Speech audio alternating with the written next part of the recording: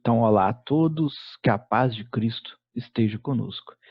Estamos nós ainda na quarentena, ainda à distância, mas com certeza unidos por essa vontade de entender o Evangelho do Cristo, de buscar entendimento, de buscar a consolação, de buscar a fé.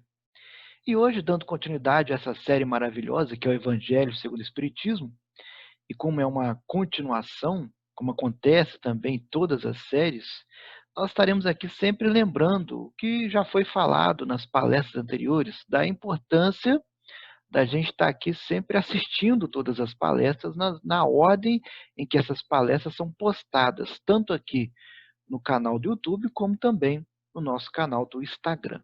Mas antes, vamos nos preparar para a palestra, fazendo a nossa oração, pedindo sempre a Deus a companhia dos nossos amigos espirituais, nos amparando e nos protegendo sempre, pedindo ao Pai, de infinita bondade e misericórdia, que nos abençoe, para que a gente possa dar início, com muita paz, com muito amor e com muita compreensão, à palestra do dia. Como sempre, eu vou tirar aqui o meu vídeo para não atrapalhar todo o conteúdo do slide. Vamos então dar início à palestra, onde no capítulo 6 do Evangelho segundo o Espiritismo, começa com Mateus, o Evangelho de Mateus, capítulo 11, versículos de 28 a 30. Vamos verificar esse capítulo 11 do Evangelho de Mateus através de uma representação que eu sempre gosto de colocar nas palestras, que é um trechinho, né, uma partezinha daquela grande série A Bíblia. Então vamos verificar esse Evangelho de Mateus.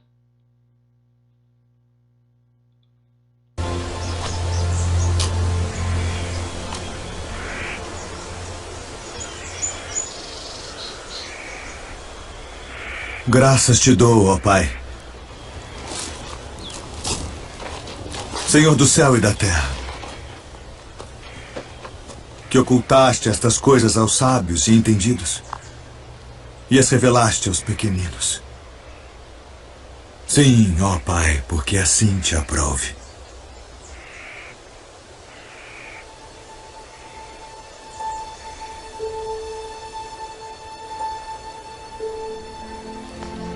Todas as coisas me foram entregues por meu Pai. E ninguém conhece o Filho senão o Pai. E ninguém conhece o Pai senão o Filho. E aquele a quem o Filho o quiser revelar. Vinde a mim, todos os que estáis cansados e oprimidos, e eu vos aliviarei. Tomai sobre vós o meu jugo e aprendei de mim, que sou manso e humilde de coração. E encontrareis descanso para as vossas almas. Porque o meu jugo é suave e o meu fardo é leve.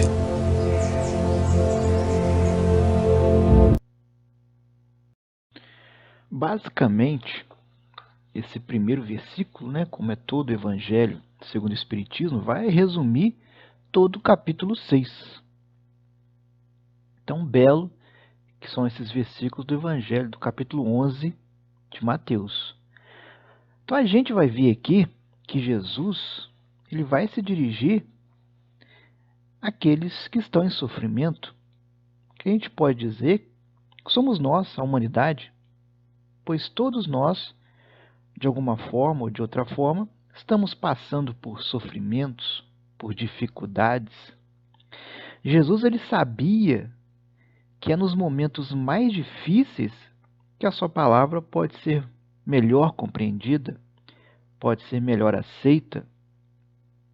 Agora, nos momentos, né, mais agradáveis, nos momentos mais fáceis, as pessoas, ainda muito vinculadas a valores terrenos, não vão sentir tanto a necessidade de serem confortadas ou até mesmo esclarecidas sobre as leis espirituais.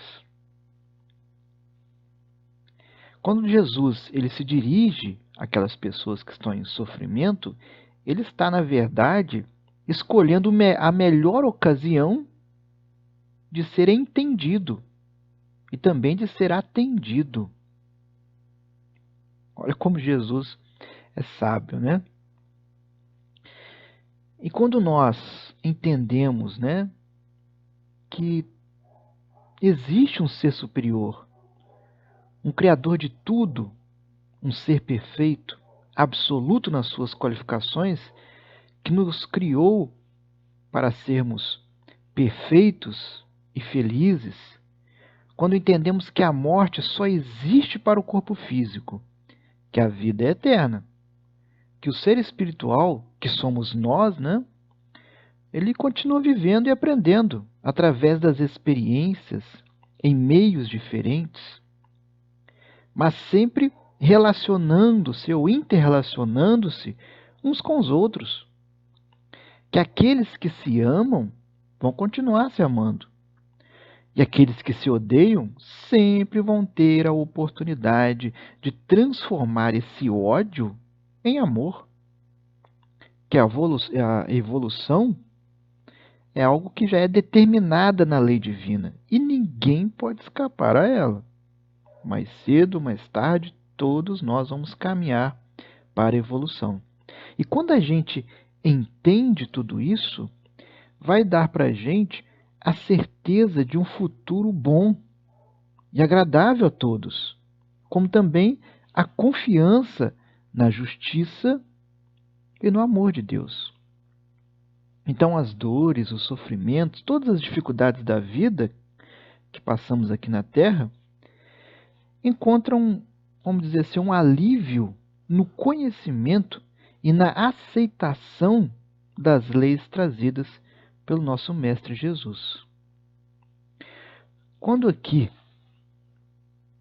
deixa eu pegar aqui o meu apontador.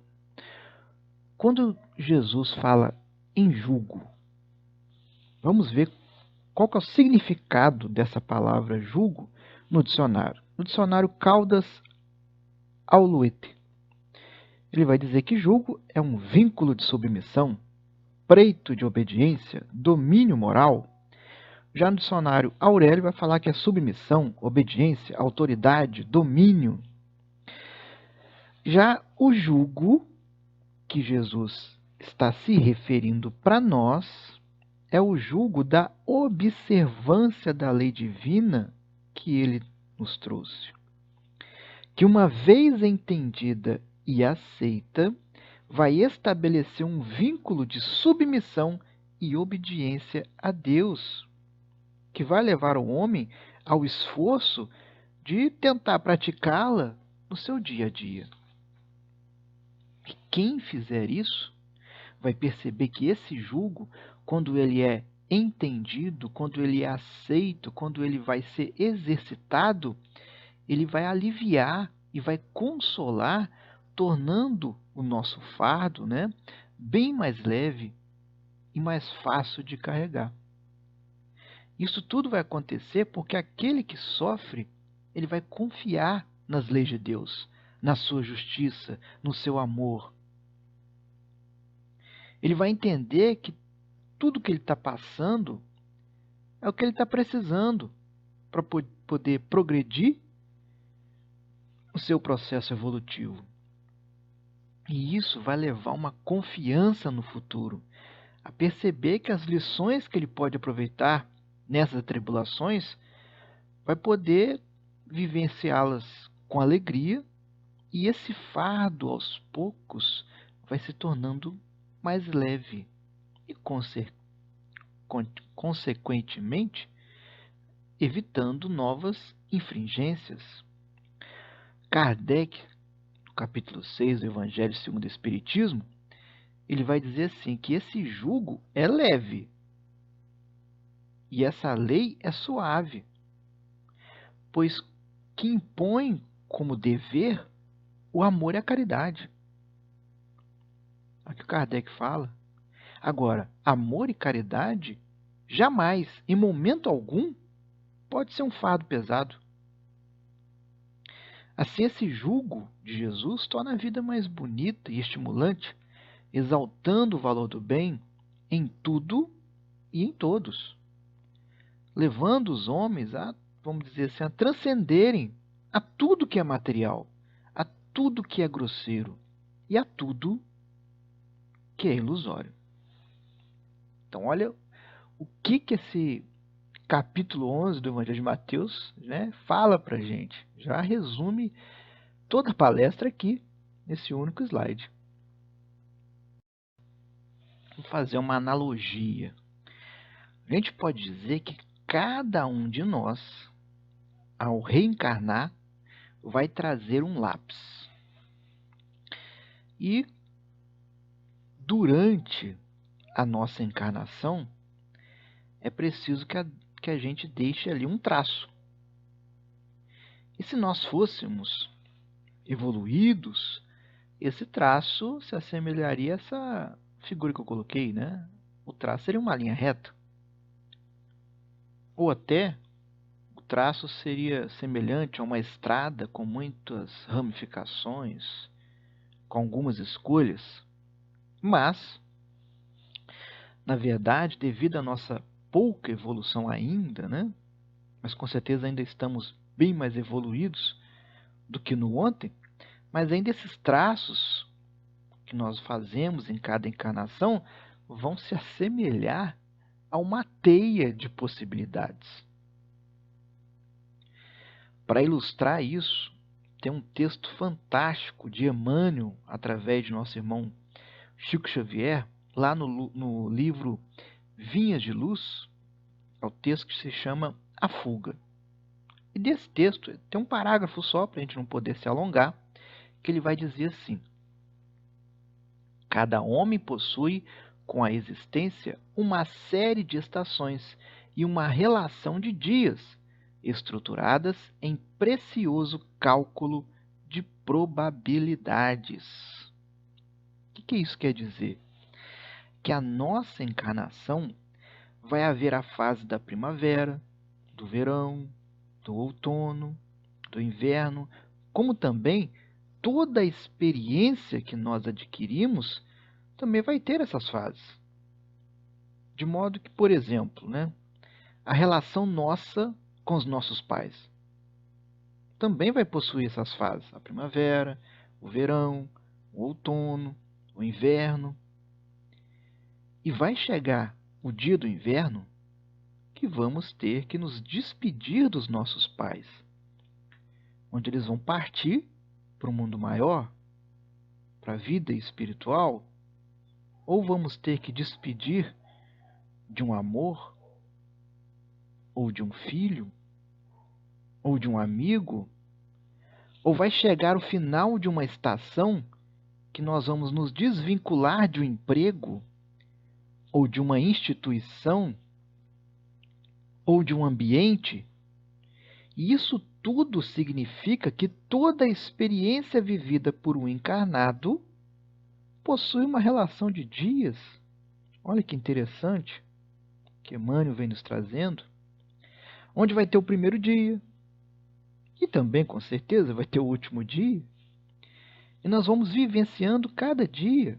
E quando nós chegarmos naquele último momento, no último dia, nós vamos perceber que nossa existência inteira foi estruturada em um delicado e precioso cálculo de probabilidades,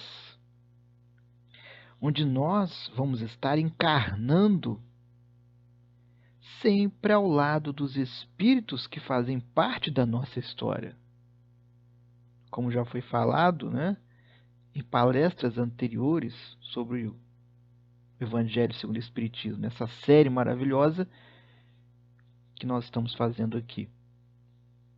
Na doutrina espírita, nós vamos aprender o princípio da solidariedade das nossas múltiplas existências, das nossas várias encarnações. Mesmo que o indivíduo encarnado, por engano, por ignorância, pense que a vida é única, que ela é singular, com certeza um dia ele vai perceber que a vida que vivemos hoje é uma somatória de todas as vidas que já vivemos antes, em encarnações passadas. Aí a gente se pergunta: quem nós somos hoje? E a doutrina espírita vai responder que nós somos uma mistura de um pouco do que nós fomos antes. E ainda tem outra. Aquelas pessoas que estão à nossa volta, ao nosso lado, elas chegam no hoje do jeito que nós a deixamos nas outras existências, equilibradas ou desequilibradas, boas ou más, alegres ou tristes, satisfeitas ou não satisfeitas. E Emmanuel vai continuar aqui. Razoável se torna que o trabalhador aproveite a primavera da mocidade, o verão das forças físicas e o outono da reflexão, para a grande viagem do inferior para o superior.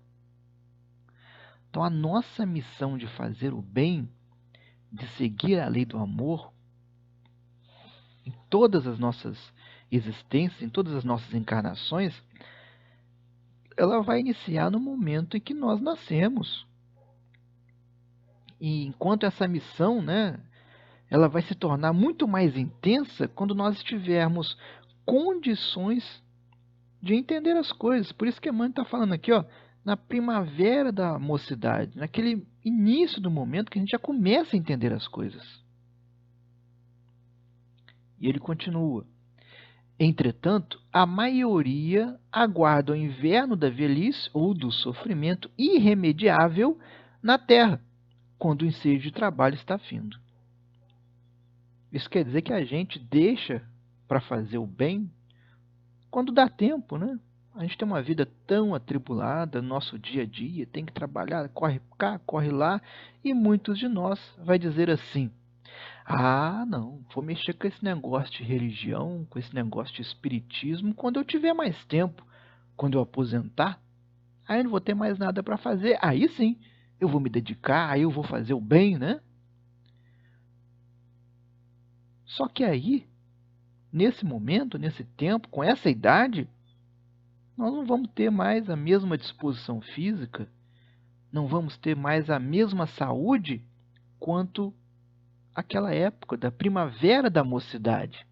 Aí o que a gente faz? Acaba jogando para a próxima encarnação. E com isso, aquele traço, que a gente vai deixando, vai cada vez mais tornando essa teia maior. Enquanto esse caminho, ele tem um início.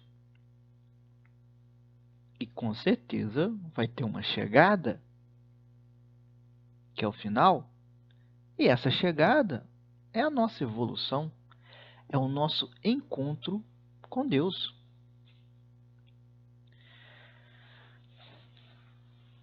Vamos ver agora o capítulo 14 do Evangelho de João, versículos 15 a 26, que vai falar do Consolador prometido. Só que em vez de passar o texto aqui, eu vou passar uma voz muito melhor do que a minha, para vocês não cansarem demais da minha voz. João, capítulo 14, verso 15 a 17 e 26. Consolador prometido. Se me amais, guardai os meus mandamentos, e eu rogarei ao Pai, e ele vos dará outro Consolador, para que fique eternamente convosco, o Espírito da verdade, a quem o mundo não pode receber, porque não o vê nem o conhece. Mas vós o conhecereis, porque ele ficará convosco e estará em vós. Mas o Consolador, que é o Espírito Santo, a quem o Pai enviará em meu nome, vos ensinará todas as coisas e vos fará lembrar de tudo o que vos tenho dito.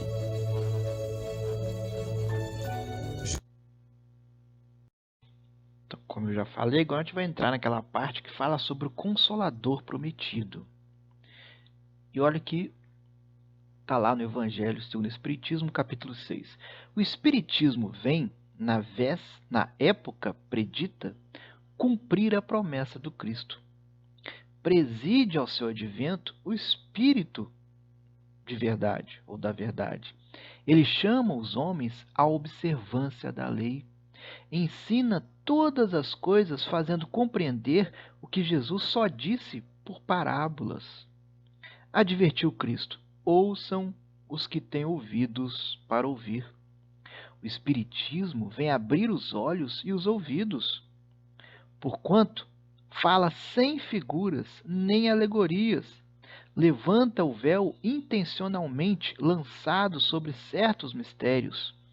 Vem, finalmente, trazer a consolação suprema aos deserdados da terra e a todos os que sofrem, atribuindo causa justa e fim útil a todas as dores.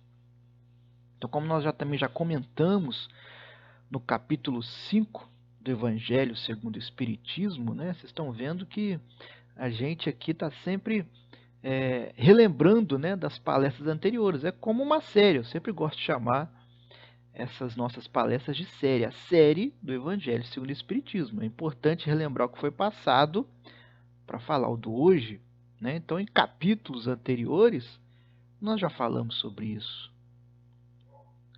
Onde chega um momento que o homem, além de acreditar, ele quer entender o que está acontecendo com ele. Então, nesse momento, a fé dele começa a ficar abalada. A inteligência dele começa a ficar mais evoluída. Então, é necessário ele entender as coisas. Aonde vai chegar o Consolador prometido, o Pentateuco kardeciano, os 5 livros de Kardec, o Livro dos Espíritos, o Livro dos Médiuns, o Evangelho, que a gente está fazendo estudo hoje, o livro Céu e Inferno, a Gênese, né? O Evangelho hoje é o especial que a gente está fazendo, né? Essa série maravilhosa, passando por todos os capítulos para poder entender um pouco da doutrina espírita.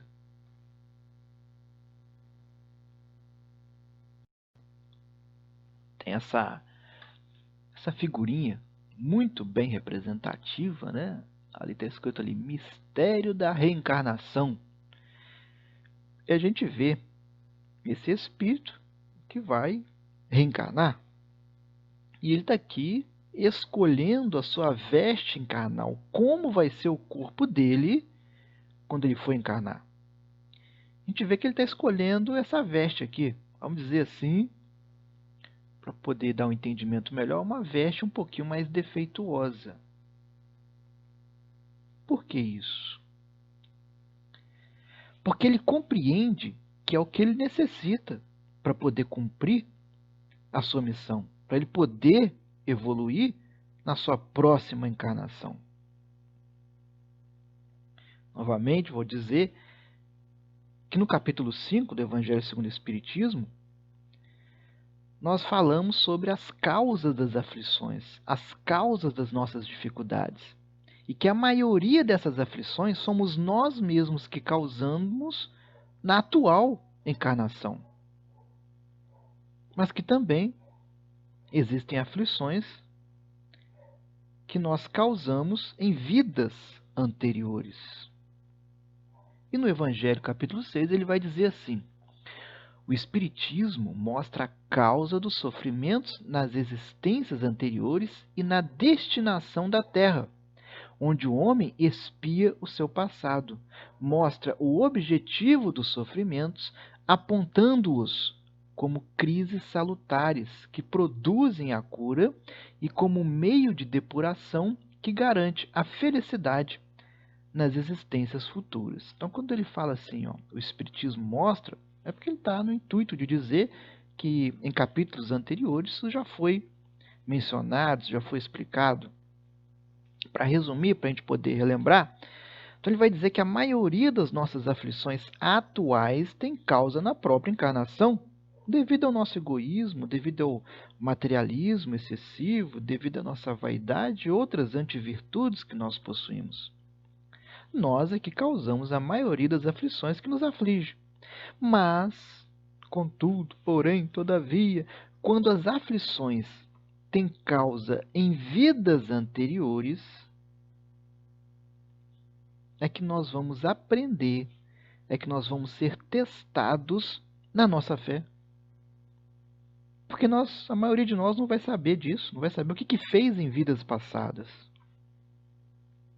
Mas a gente entende, né, que nós estamos evoluindo em cada encarnação, a gente também vai entender que, com certeza, em vidas passadas, nós já cometemos erros, já praticamos o mal, já nos indispusemos com outras pessoas.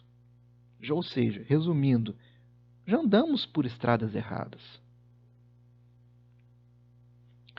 O homem compreende que mereceu sofrer e acha justo o sofrimento. Sabe que este lhe auxilia o adiantamento e o aceita sem murmurar, como o obreiro aceita o trabalho que lhe assegurará o salário. O Espiritismo lhe dá a fé inabalável no futuro, e a dúvida pungente não mais se lhe esposa na alma. Não mais se lhe apossa da alma, dando-lhe a ver do alto as coisas. A importância das vicissitudes, das nossas dificuldades terrenas, soma-se no vasto e esplêndido horizonte que ele o faz descortinar. E a perspectiva da felicidade que o espera lhe dá a paciência, a resignação e a coragem de ir até o termo do caminho. Gente, pelo amor de Deus, não vamos interpretar errado esse texto. Não é sair por aí procurando sofrimento, procurando a autoflagelação, com a justificativa que somos imperfeitos e precisamos sofrer. Não, não é isso. Mas é procurar compreender que, se, por exemplo, eu trato o meu corpo de maneira errada, com excessos de todas as formas, excesso de bebida, excesso de comida, gula, né? Vai chegar um momento que o meu corpo vai adoecer. Mas a gente tem que compreender que isso não é castigo de Deus, é imprevidência. Foi a nossa maneira errada de agir. Nós é que procuramos isso. Da mesma forma, quando surgir aquelas aflições que nós não causamos na nossa encarnação atual, também não vamos culpar a Deus. Através do entendimento, do conhecimento, de que em vidas passadas também erramos, seja qual for o erro, isso tudo vai nos ajudar a passar por essas aflições com mais resignação. Entender que isso faz parte da nossa missão. E que na maioria das vezes somos nós mesmos que escolhemos, como a gente vê aqui, ó, nessa figura, nós mesmos que escolhemos passar por isso, para que a gente possa evoluir. E é lógico que esse entendimento leva à fé. Só para a gente poder relembrar, lá no capítulo 5 do Evangelho segundo o Espiritismo, ele vai dizer assim: entretanto, em virtude do axioma de que todo efeito tem uma causa, essas misérias são efeito que devem ter a sua causa. E desde que se admita a existência de um Deus justo, essa causa deve ser justa? Ora, a causa sendo sempre anterior ao efeito, e desde que não se encontra na vida atual, é que pertence a uma existência precedente. Isso a gente já passou lá no capítulo 5. É confiar na justiça divina, né? Que nada é por acaso, tudo tem um motivo.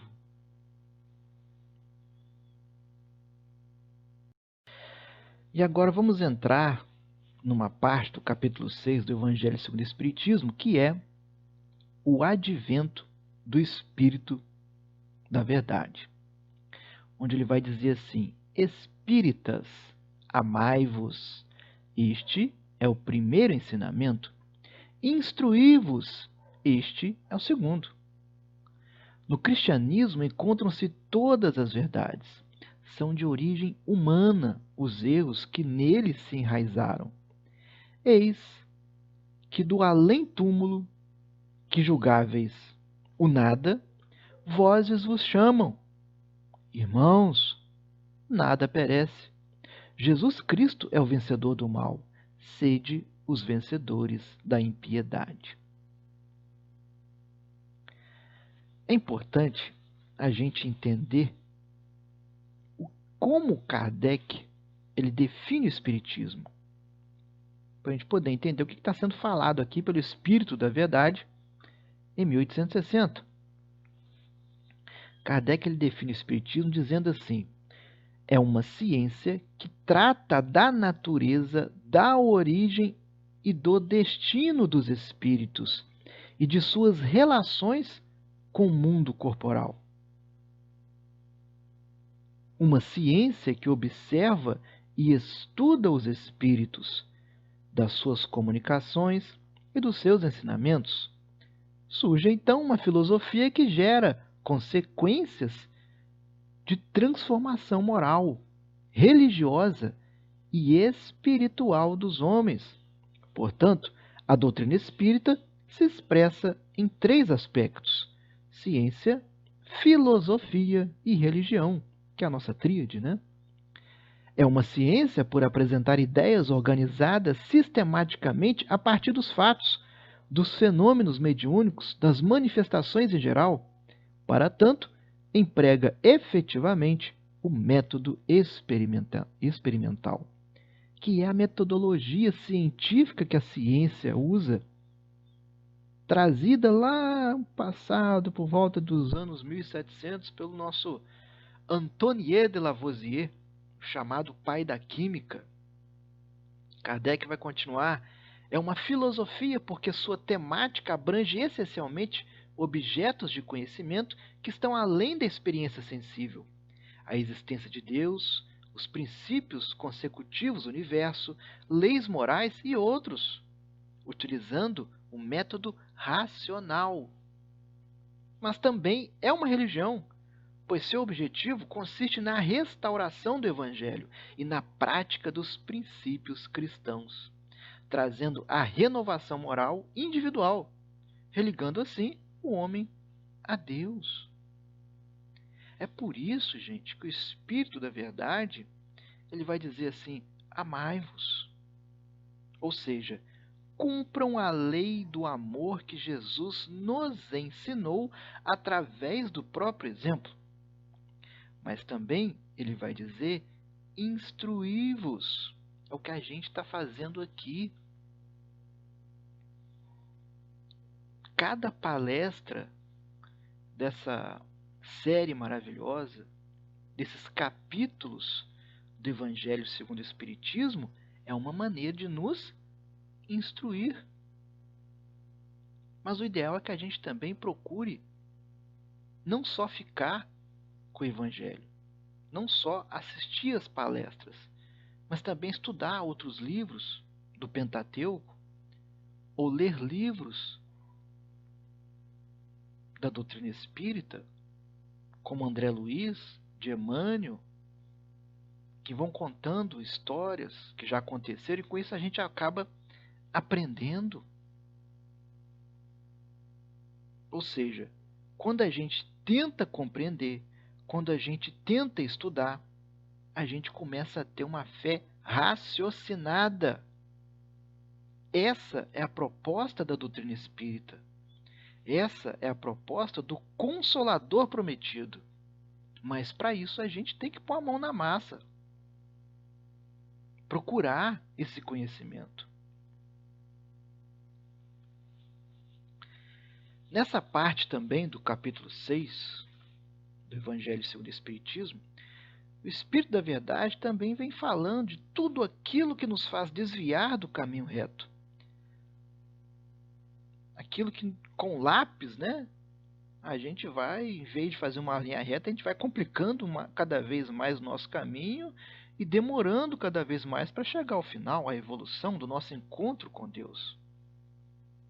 Então, o Espírito da Verdade, ele vai dizer assim que ele sente demais, tomado de compaixões pelas vossas misérias, pelas vossas fraquezas, mas que que a espiritualidade não deixa de estender a mão para a gente. No final ele fala assim: crede, amai, meditai sobre as coisas que vos são reveladas. O que são reveladas? Isso que a gente está estudando hoje. Não mistures o joio com a boa semente, as utopias com as verdades.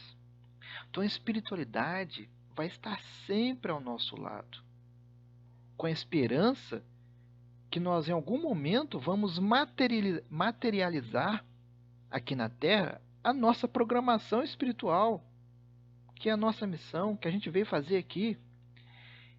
E sempre a espiritualidade vai compadecer quando nós nos afastamos da nossa programação espiritual. Mas nunca vão desistir de nós. Sempre que nós necessitarmos, sempre que nós pedirmos, eles estarão ao nosso lado. São os trabalhadores de Deus, sob o comando do nosso governador planetário, Jesus.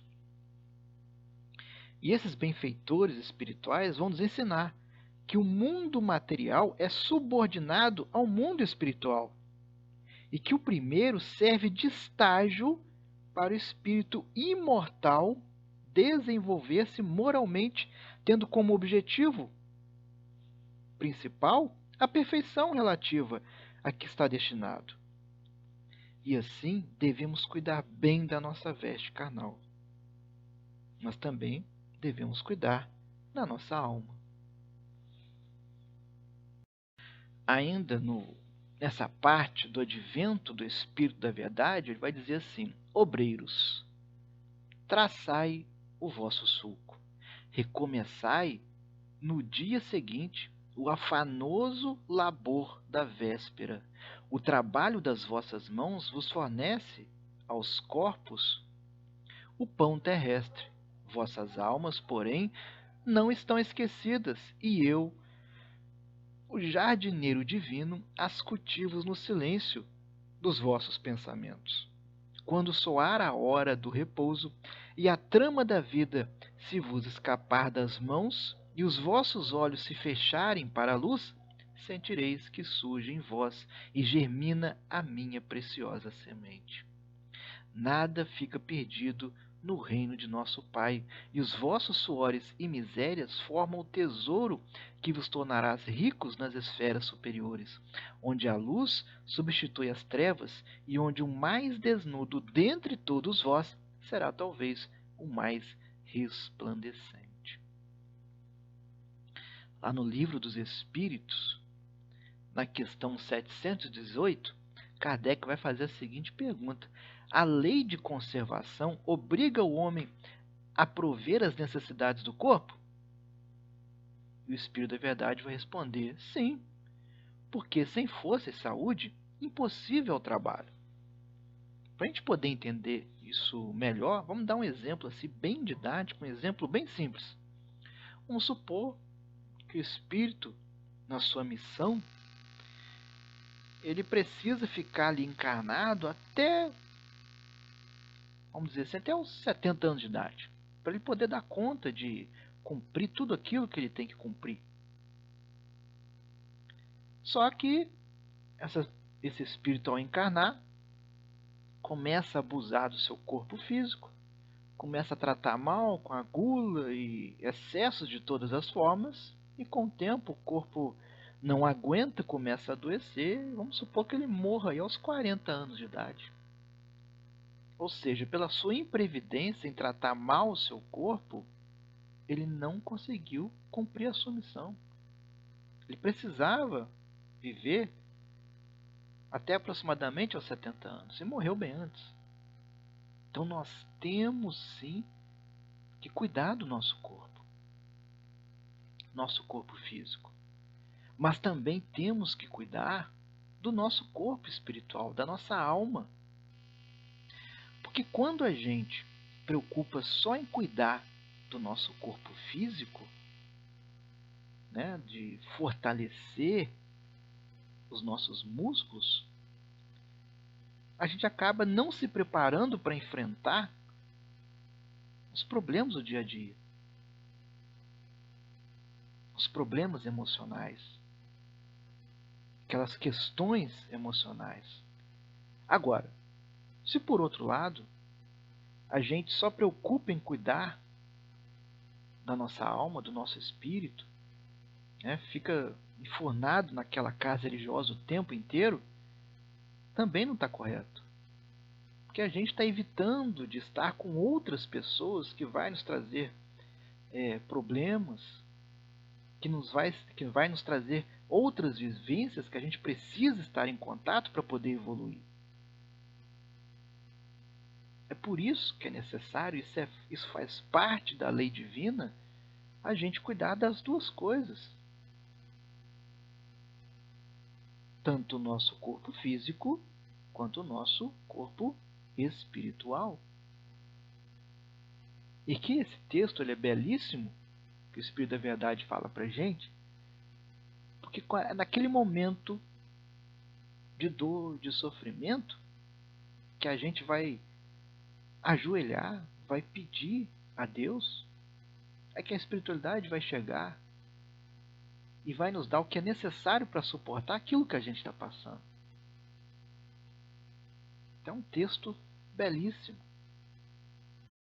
E continuando, o Espírito da Verdade ainda vai dizer: sou o grande médico das almas e venho trazer-vos o remédio que vos há de curar.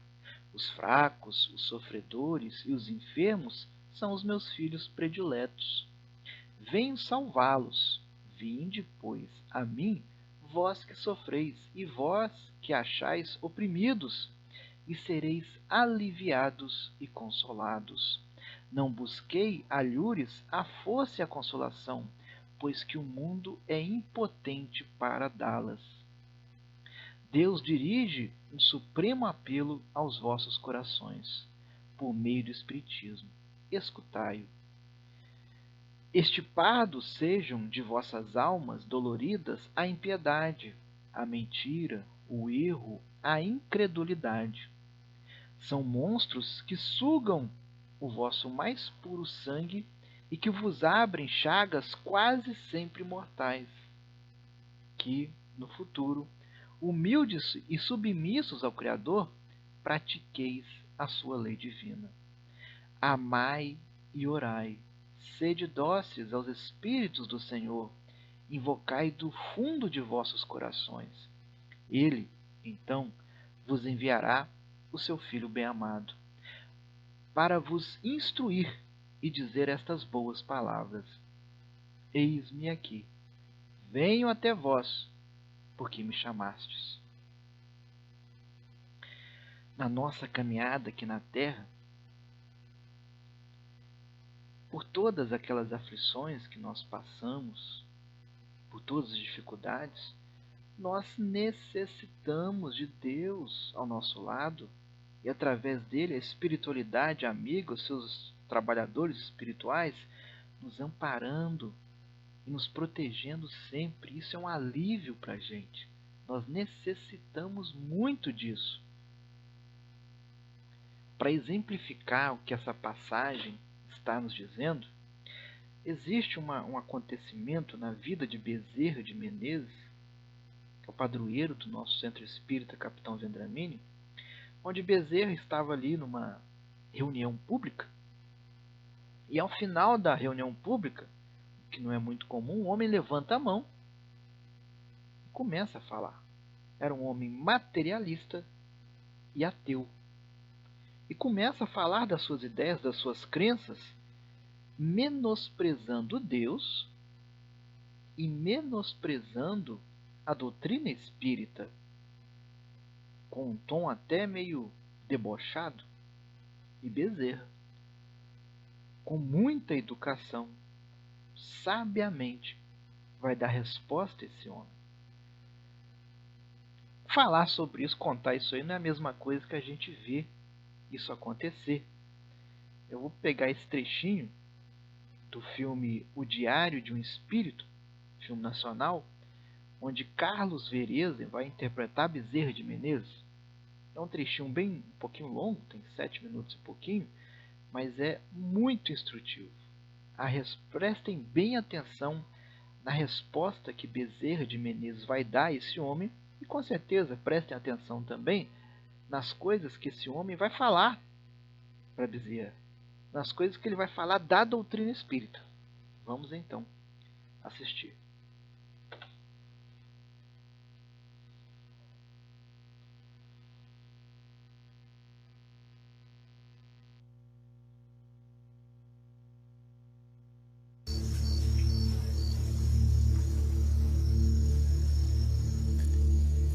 Peço licença para uma breve intervenção, se possível.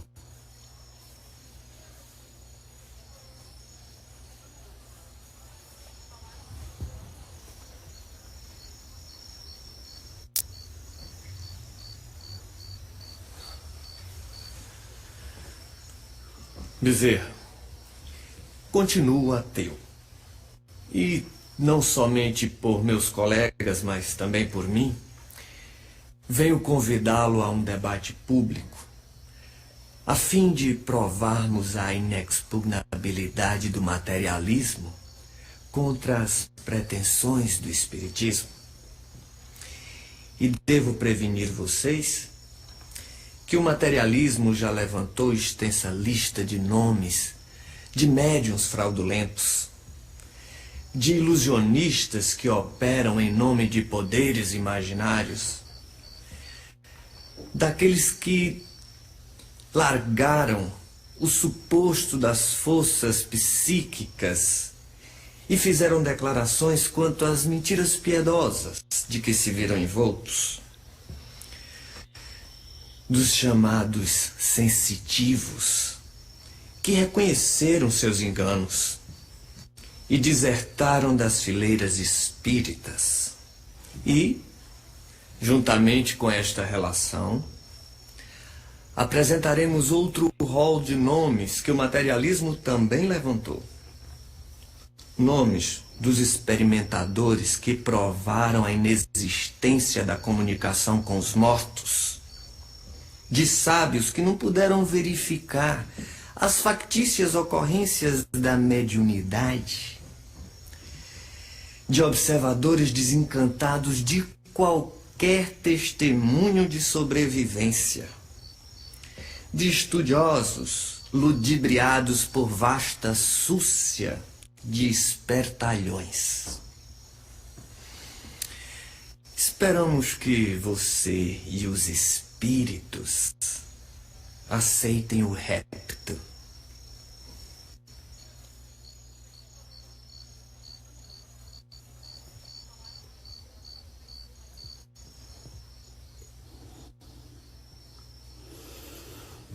Sim, meu irmão. Se é que posso chamá-lo, meu irmão. Aceitamos o desafio, desde que o irmão traga para o debate um infortunado que o materialismo tenha soerguido moralmente no mundo,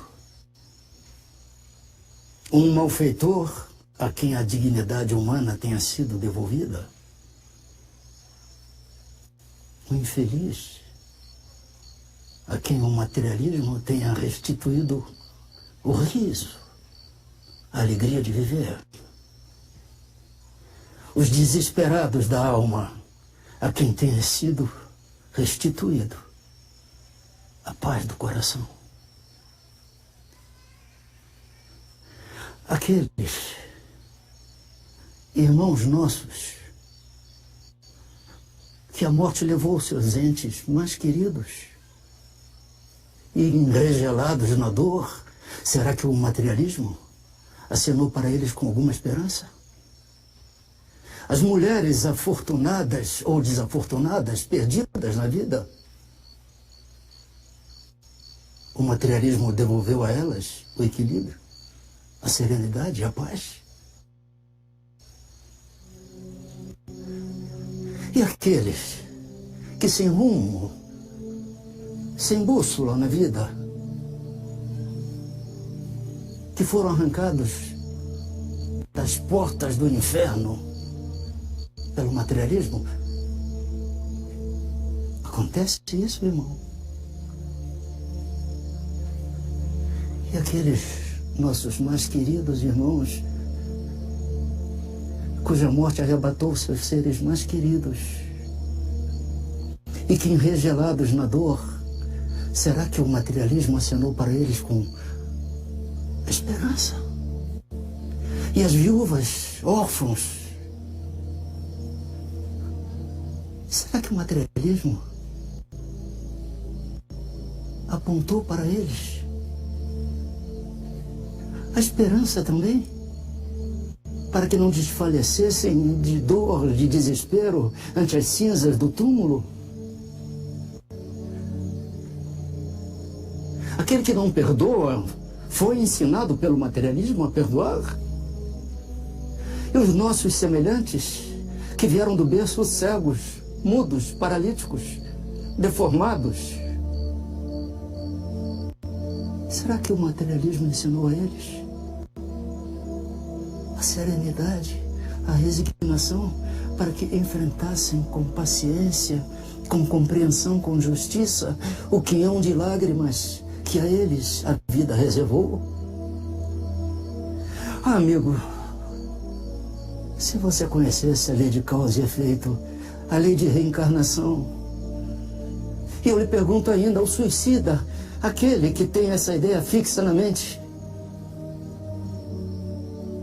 o materialismo teria tirado de sua cabeça este ato que é considerado o crime mais afrontoso ao Criador?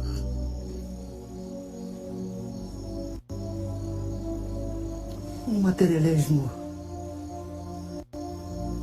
esvai-se. O materialismo não preenche a existência. O que fica é um vazio existencial. O que fica é um vazio espiritual. Traga, meu irmão, um só ser desventurado que o materialismo tenha tirado do cipó de sofrimentos neste planeta de expiação. E nós, espíritas, aceitaremos o rapto.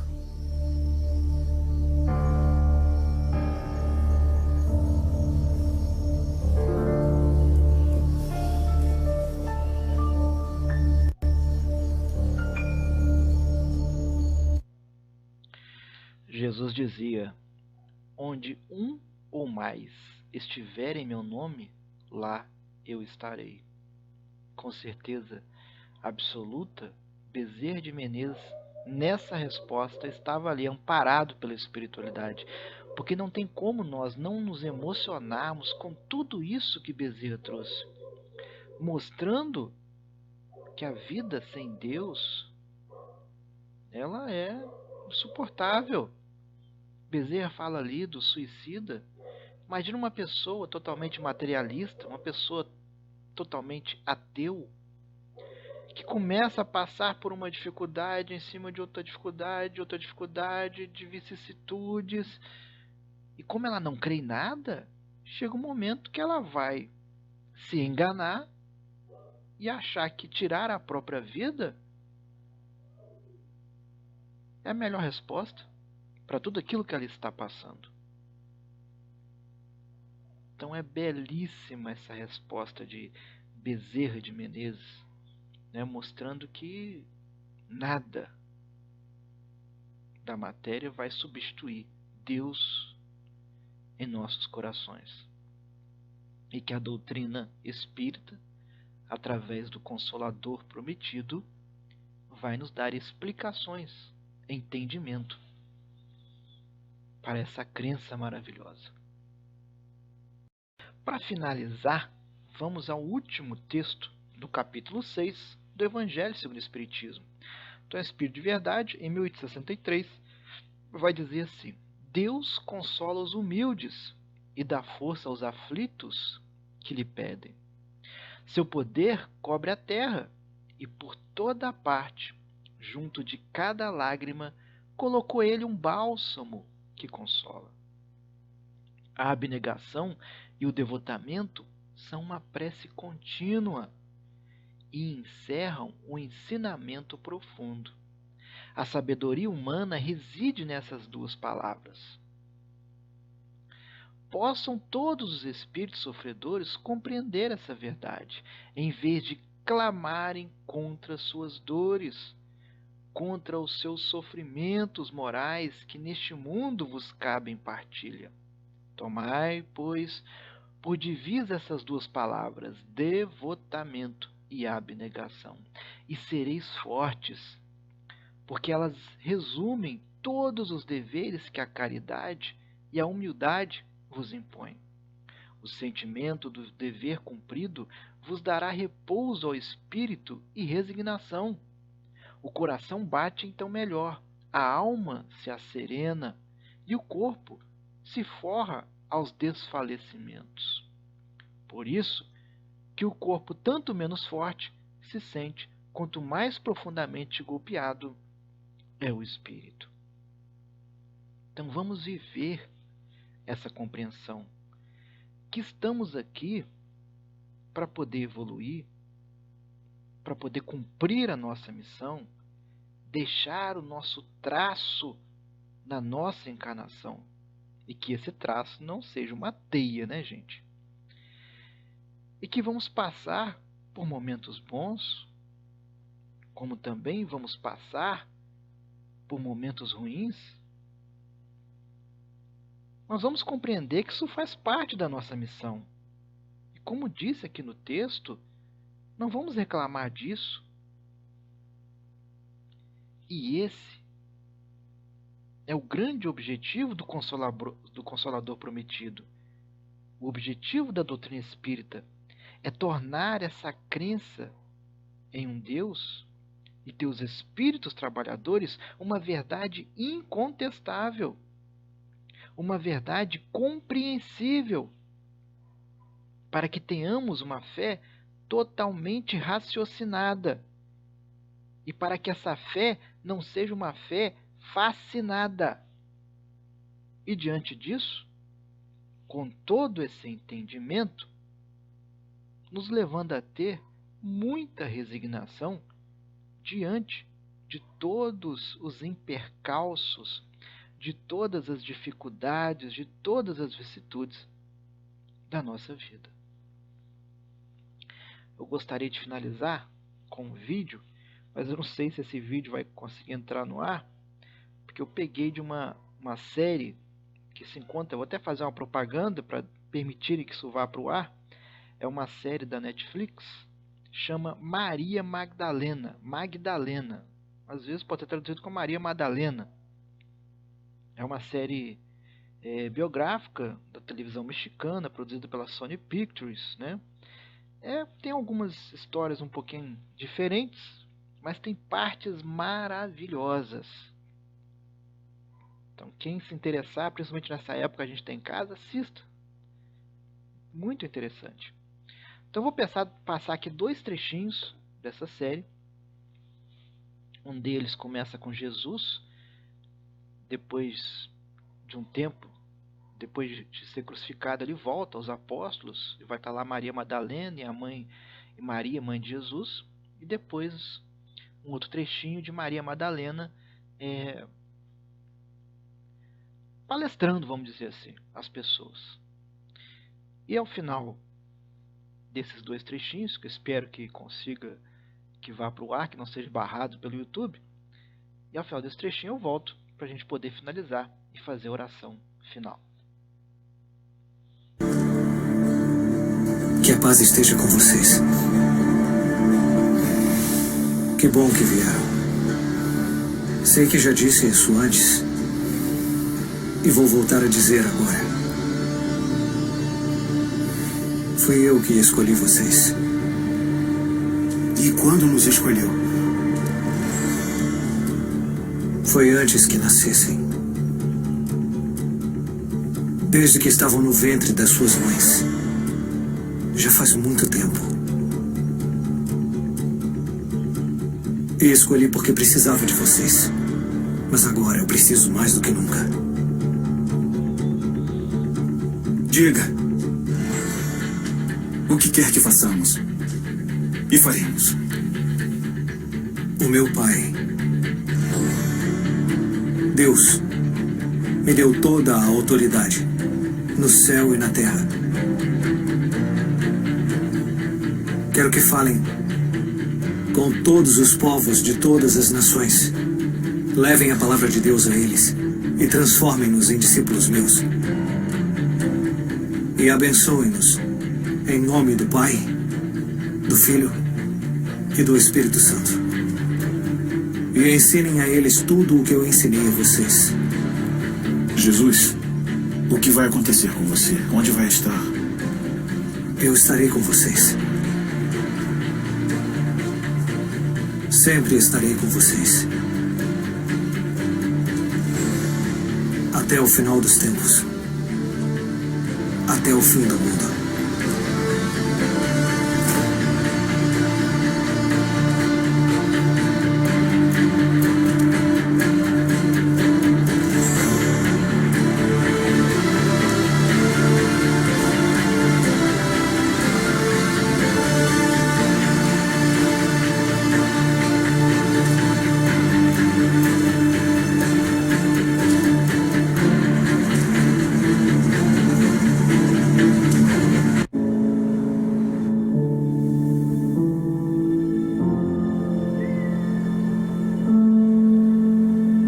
Ele está em cada um de vocês.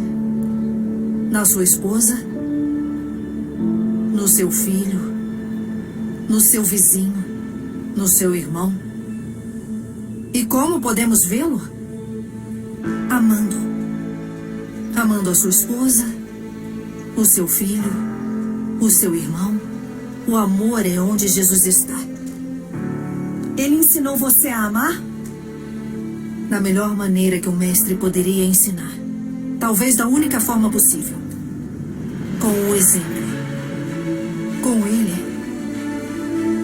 aprendemos a não julgar, a tolerar, a amar a nós mesmos sem importar o que os outros digam. E perdoar. Sempre perdoar. Com ele, aprendemos que o amor pode ser mais forte do que a própria morte. E que a vida vale a pena quando nos entregamos a quem verdadeiramente amamos. Aprendemos que todos nós somos filhos do mesmo Deus. Os homens, as mulheres, as crianças, os idosos, os hebreus, os romanos. Aprendemos que todos nós somos irmãos. E que Deus nos amou tanto que fez o Filho dele dar a vida por nós.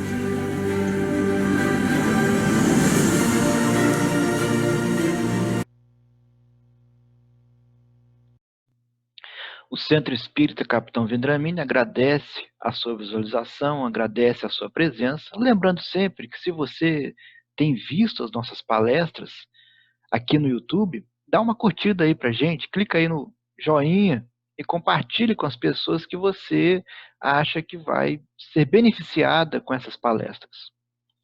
Vamos então finalizar agradecendo sempre a Deus por mais essa encarnação, por nos permitir participar desse grande hospital escola que é o nosso planeta Terra. Que Deus nos abençoe hoje e sempre, que assim seja.